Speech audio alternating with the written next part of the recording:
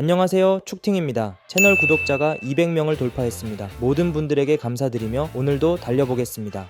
이번 영상은 2024 시즌 K리그1 감독 전술 분석 영상 7편, 모기업 하나은행의 전폭적인 지원에 힘입어 본격적으로 ACL 진출을 향해 달려가는 대전 하나시티즌 이민성 감독입니다. 그럼 바로 시작해보도록 하겠습니다. 이민성 감독 대전의 축구는 높은 에너지 레벨을 바탕으로 공격적이고 화끈한 축구를 선보입니다. 강팀을 상대로도 내려서지 않고 압박 강도를 유지하며 이러한 경기 운영을 통해 지난 시즌 여러 차례 다득점 명경기를 만들어냈습니다.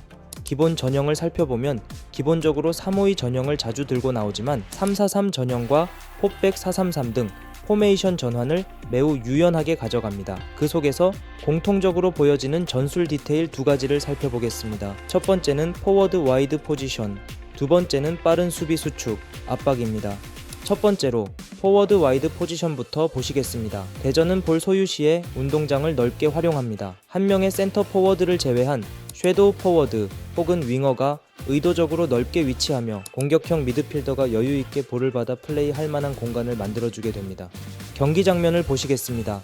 센터백이 볼을 잡고 있습니다. 352 투톱 체제지만 섀도우 스트라이커 레안드로는 수비 한 명을 달고 왼쪽에 치우쳐 있는 것을 볼 수 있습니다. 그때 센터 포워드 티아고에게 정교하게 볼을 넣어주고 와이드 포지션을 통해 확보해 놓은 레안드로의 앞쪽 공간으로 공격형 미드필더 마사가 침투해서 볼을 받아 슈팅까지 연결합니다.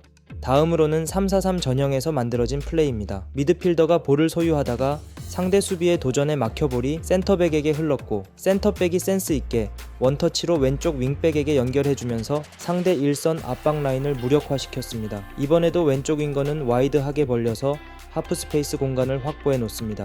그곳으로 윙백 강윤성이 볼을 끌고 들어가자 상대 중원이 고정되어 끌려 나와 미드필더 배준호에게 여유가 생겼고 배준호는 볼을 받아 전진 방향으로 터치해 놓습니다. 그리고 센터 포워드 유강현과 깔끔한 원투 패스를 받아 마무리에 성공합니다.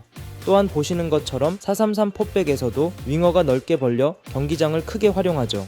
방금 보신 장면들처럼 대전은 윙 혹은 섀도우 포워드가 와이드하게 위치하여 수비를 벌어지게 만들고 그렇게 확보된 하프스페이스 포켓 공간으로 공격형 미드필더가 전진하며 볼을 받아 공격 찬스를 만들어내고 마무리는 주로 지체하지 않고 과감하고 간결하게 가져갑니다. 이민성 감독은 확보해 놓은 하프스페이스 공간으로의 움직임을 매우 예민하고 중요하게 생각하는 것 같습니다. 그리고 이러한 공격 전개에서 핵심은 공격형 미드필더의 선수 퀄리티라고 할 수 있죠. 지난 시즌에 롤을 수행했던 마사, 배준호, 이진현이 아쉽게도 모두 팀을 떠났지만 이제 새로 영입된 김승대, 김준범이 그 자리에서 활약할 것으로 보여집니다. 또한 그 뒤를 바치는 미드필더가 주세종, 이순민이 될 테니 대전의 베스트 중원 조합은 리그 탑티어급이라고 보여지네요.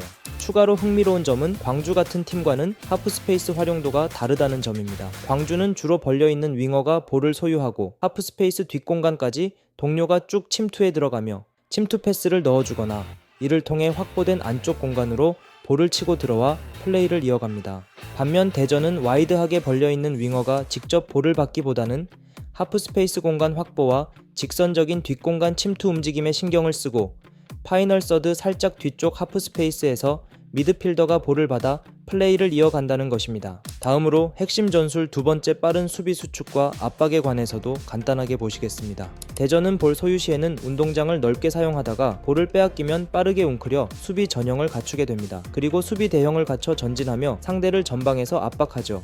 울산을 상대로 작정하고 전방 압박을 펼치는 장면을 보시겠습니다. 상대 왼쪽 풀백이 볼을 잡고 있습니다. 티아고는 안쪽 방향을 막아주고 윙백 이현식이 전진하여 강하게 도전하면서 뒤쪽 동료들도 라인을 쭉 끌어올립니다. 결국 이현식이 볼을 끊는 데 성공하였고 이진현이 볼을 받아 왼발로 깔끔하게 마무리합니다. 이처럼 빠른 공수 전환과 전방 압박을 추구하는 대전의 축구는 높은 에너지 레벨과 조직력이 요구됩니다. 하지만 지난 시즌 호성적을 거두던 전반기와는 다르게 후반기에는 집중력을 유지하지 못하고 힘이 떨어져 결국 하위 스플릿으로 가라앉게 되었죠. 또한 수비 완성도와 후방 빌드업이 불안하다는 점이 리그 최다 실점 2위를 기록한 점에서 보여지고 이마저도 이창근의 미친 활약 덕분에 승점을 많이 지켰다고 보여집니다. 정리하자면 이민성 감독의 대전은 경기장을 넓게 활용하며 그 범위를 에너지 레벨로 채웠습니다. 아직은 가다듬어야 할 모습들이 보이지만 지난 시즌이 승격 후 첫 시즌이었던 점을 감안하면 충분한 가능성을 보였던 것 같습니다.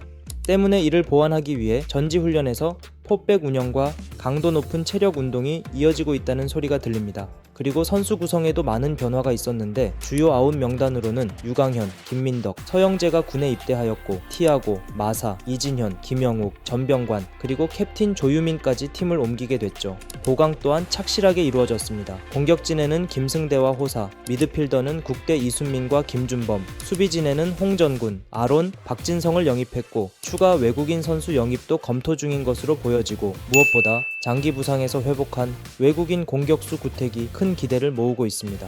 보시는 것처럼 모기업 하나은행의 전폭적인 지원 아래 대전의 스쿼드는 점점 더 강해지고 있고 그 기대감 때문에 이민성 감독에게도 높은 평가 기준이 적용될 것입니다. 과연 축구특별시 대전에서 이민성 감독이 파워풀한 팀 컬러로 ACL 진출이라는 목표를 이뤄낼 수 있을지 함께 지켜보시면 재밌을 것 같습니다.